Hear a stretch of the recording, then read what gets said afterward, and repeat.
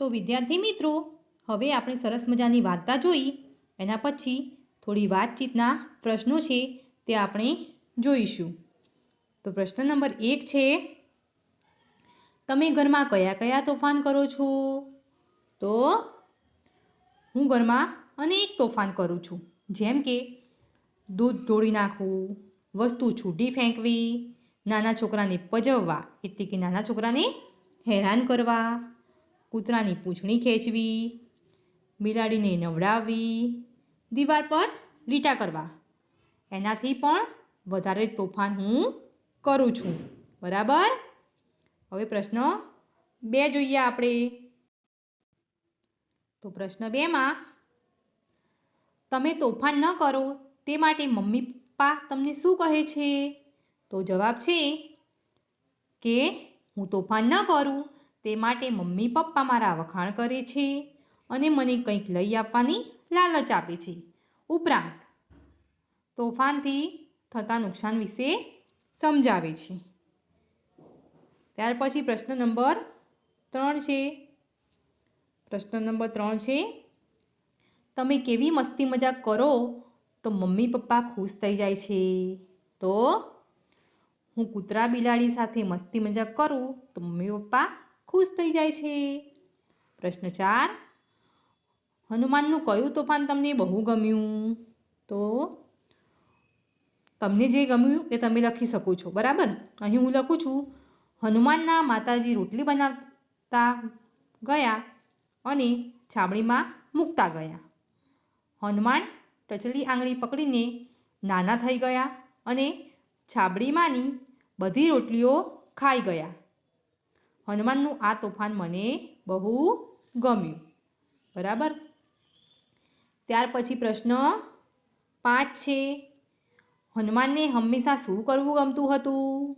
તો એનો જવાબ છે, હનુમાનને હંમેશા માતા સાથે વાતો કરવાનું અને રમવાનું બહુ ગમતું હતું. પ્રશ્ન નંબર 6, હજી તો માતા રસોડામાં ગયા ન ગયા ત્યાં તો ફળ હાજર. આ વાક્યને આધારે કહો કે હનુમાન ફળ લાવ્યા ત્યારે માતા રસોડામાં હશે. તો હજી તો માતા રસોડામાં ગયા ન ગયા ત્યાં તો ફળ હાજર. આ વાક્યને આધારે કહી શકાય કે હનુમાન ફળ લાવ્યા ત્યારે માતા રસોડામાં જ હશે. પ્રશ્ન નંબર 7, માતાએ એવું કેમ માન્યું કે રોટલી હનુમાને જ ખાધી હશે? તો માતા રસોડામાં ગયા ન ગયા ત્યાં તો હનુમાનજીએ ફળ તોડી લાવી હાજર કર્યા. આ પરાક્રમ પરથી માતાજી સમજી ગયા કે રોટલી હનુમાને જ ખાધી હશે.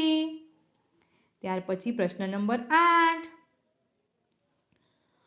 હનુમાન પોતાના શરીરને નાનું મોટું કેવી રીતે કરતા હતા? તો હનુમાનજી જમણા હાથનો અંગૂઠો પકડીને પોતાના શરીરને મોટું કરતા હતા અને ટચલી આંગળી પકડીને પોતાના શરીરને નાનું કરતા હતા. પ્રશ્ન નંબર 9, માતાએ હનુમાનને પાક્કા ફળ લાવવાનું કેમ કહ્યું હશે? તો માતાએ વિચાર્યું કે હનુમાનને કોઈ એવું કામ સોંપ્યું કે જેથી એ કામ પૂરું કરતાં એને વધારે સમય લાગે અને એટલી વારમાં તે રસોઈ બનાવી શકે. પાક્કા ફળ શોધવામાં વધારે સમય લાગે, તેથી માતાએ હનુમાનને પાક્કા ફળ લાવવાનું કહ્યું હશે. બરાબર? હવે પ્રશ્ન નંબર 10 જોઈએ. આ ઘટના કયા સમયની હશે? સવાર, બપોર કે સાંજની? તમને કેવી રીતે ખબર પડી? તો આ ઘટના સાંજના સમયની હશે, કારણ કે પિતા આખો દિવસ કામકાજ માટે બહાર રહેતા. રોજ સવારે ઘરેથી જાય અને સાંજે પાછા આવે.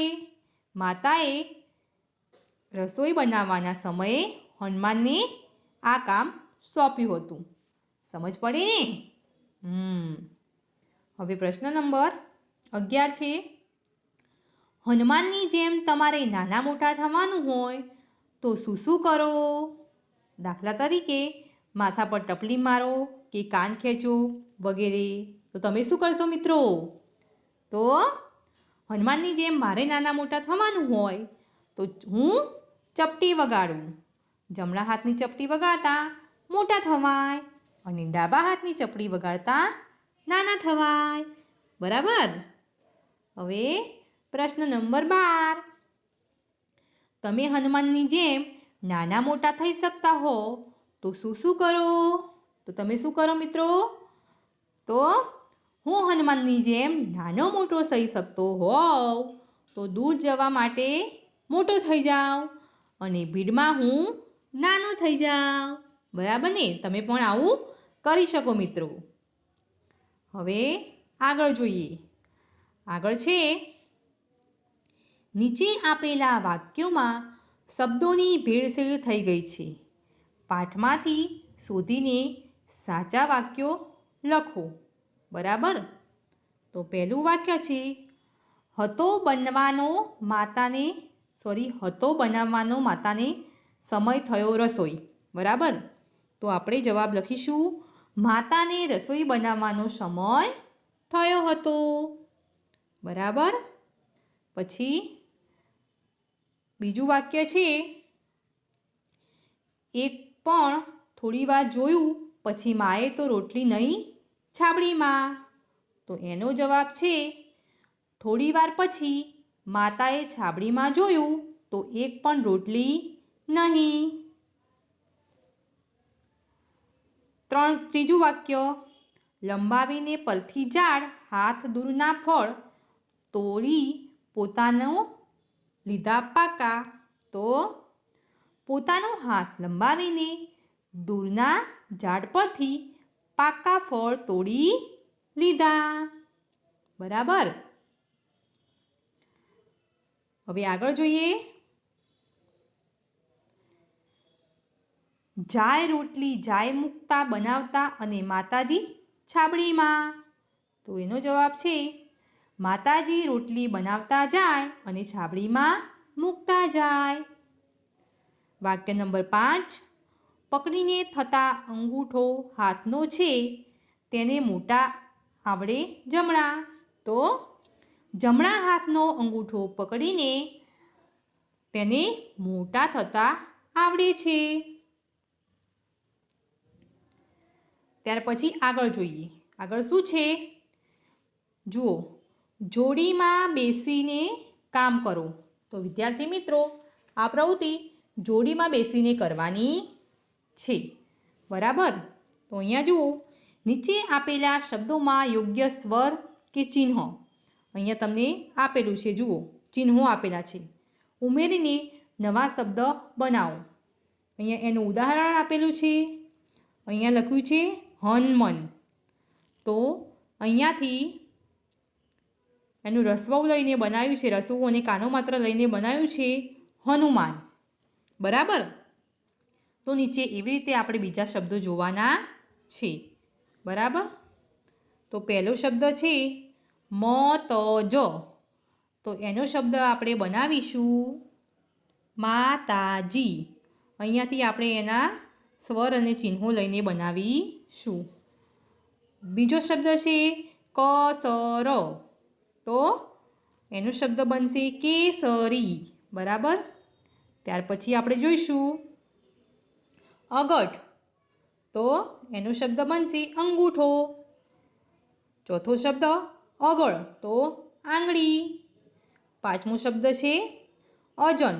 તો એનો શબ્દ બનાવીશું અંજની. અને છેલ્લો શબ્દ છે ટચલ. તો એનો આપણે સાચો શબ્દ બનાવીશું ટચલી. બરાબર મિત્રો. તો વિદ્યાર્થી મિત્રો, હવે આપણે આગળનો અભ્યાસ બીજા વિડીયોમાં કરીશું. બરાબર. તો બાય અને થેન્ક યુ.